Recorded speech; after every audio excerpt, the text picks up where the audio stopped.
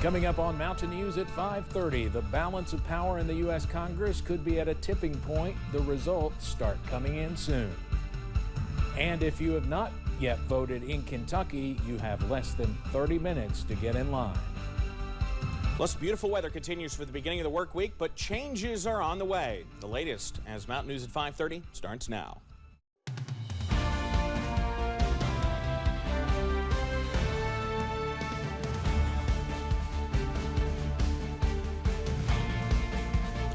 Good evening from WYMT Election Headquarters. I'm Steve Hensley. The polls will close in less than half an hour. With several congressional seats on ballots across the country, the balance of power is teetering. WYMT White House correspondent John Decker explains what could happen as the vote count starts to come in. The U.S. Senate split down the middle, 50-50, with Democratic Vice President Kamala Harris as the tie-breaking vote. To tip the scales, Republicans need a net pickup of just one seat, but they're defending a total of 21. Democrats only have to defend 14 seats, but 3 of those seats are considered toss-ups, meaning they don't lean Democratic or Republican.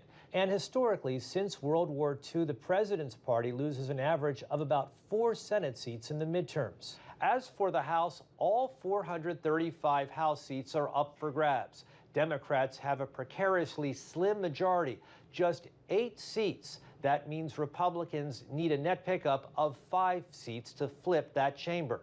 Since World War II, the party out of power typically gains an average of about 26 House seats in the midterms. So what's at stake? For Democrats, holding on to the House and Senate would allow President Biden to move forward with his legislative agenda. That includes a proposal for codifying abortion rights after the overturning of Roe v. Wade. Biden is also pushing to expand access to child care, address racial discrimination in policing, and install more like-minded federal judges. For Republicans, gaining control could mean rolling back the president's corporate tax increases and climate change spending. The GOP is also looking to crack down on immigration and promote energy production. Of course, these GOP initiatives would be hard to pass over a Senate filibuster, much less a presidential veto. And don't forget, Republican control of Congress would also likely mean a slew of subpoenas and investigations of the Biden administration. In Washington, I'm John Decker. Well, the polls close here in eastern Kentucky in a little less than 30 minutes. Now, if you are in line at 6 o'clock, you should be still allowed to vote. Across the region today, we saw steady lines. Some have worried whether the flood would impact turnout in places like Knott and Letcher counties. However, from what we have heard, turnout in both counties appears higher than usual. Now, again, if you want to vote, there's still time, but remember, you must be in line before 6 o'clock. 93 pre-election day complaints had been called in to the election fraud hotline before the polls opened today. In our region, 27 complaints were filed prior to today due to early no excuse voting. Now, most of them were electioneering complaints, but some were more serious. In Letcher and Owsley counties, vote buying or selling was one issue. One convicted felon voting was also called in from Owsley County. We'll have an update on some of the calls in today coming up at 6. But now, if you notice something suspicious or have any questions or concerns, you're urged to call the Election Fraud Hotline at 1-800-328-VOTE.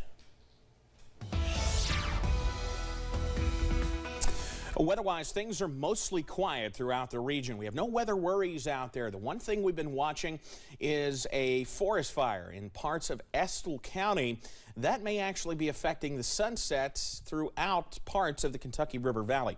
Here's a look right now from our Mountain Parkway camera at Slade. Now, that's on the Wolf-Powell County line, but it's a little bit down from where that fire is, and we're noticing a little bit more red on the horizon as the sun sets. That might have something to do with the smoke from that fire. Not definitely, but it's something we'll watch. Still near 70 there in downtown Whitesburg, shrouded in darkness as our sunset continues. You see the cars with the lights on, perhaps trying to get in to vote here before the 6 o'clock poll closing. Low to mid 60s all throughout the region. Still a few 70s out there. Middlesboro, Harlan, Somerset, Monticello, even Jonesville still at 72. So mild air continues in parts of the mountains. We've got a couple of stories on satellite and radar, one just off the screen, the other getting going across the central part of the country. That'll be for a little bit later on in the week, but for tonight, mostly clear skies, weather no worry as you watch those election results roll in a little bit later on tonight. We're down into the low 40s. Details, though, on when we could talk about some much colder air. That's in a few minutes. Steve? All right, Evan, thank you. Now let's take a look at just a few of the races we'll be watching closely tonight. Republicans will look to hold on to their large majority in the state Senate. One of the seats Democrats would love to pick up is in the 30th District. Senator Brandon Smith of Hazard has held that seat since 2008. Democrat Sid Allen is challenging the Republican. A contentious race for London mayor. One of several races for mayor we'll be watching tonight. The race pits Randall Weddle against Judd Weaver. This one has become heated at times. Current Mayor Troy Rutter decided not to seek re-election. He has served the city since 2007 as mayor. A write-in candidate will win the right to serve Martin County, a unique race over there. Voters are deciding between interim Judge Executive Alon Lafferty, who was just appointed days ago by the governor, and he's a former judge executive as well. Also running Jimmy Don Kerr, Marlena Sloan, Benjamin York, and Mitchell Crum. Again, this is a write-in race.